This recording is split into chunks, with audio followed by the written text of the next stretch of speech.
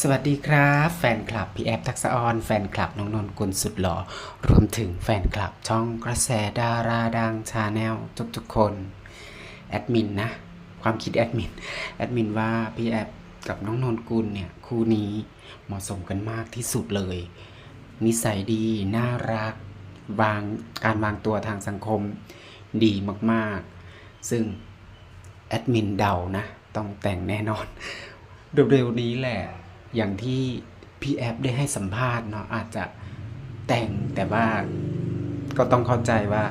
พี่แอฟกับน้องนนกุลก็เขาเรียกว่าอะไรล่ะ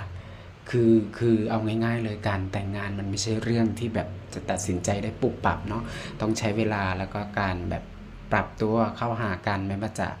หลายๆเรื่องซึ่งชีวิตคู่เป็นอะไรที่เป็นเรื่องที่ซับซ้อนมากๆแล้วแอดมินก็ไม่มีคู่ซึ่งอันนี้เข้าใจ อันนี้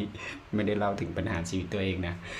คือการใช้ชีวิตคู่มันต้องมีอะไรหลายๆอย่างที่เป็นองค์ประกอบกันเนาะก็ต้องใช้เวลาแล้วก็ต้องให้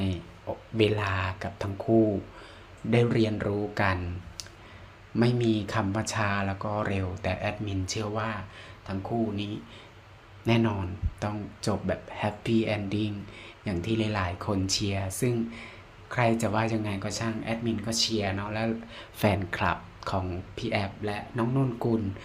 ก็คิดเหมือนกันกับแอดมินเช่นกันก็เชียร์ทั้งคู่ให้สมหวังให้ถึงวันนั้น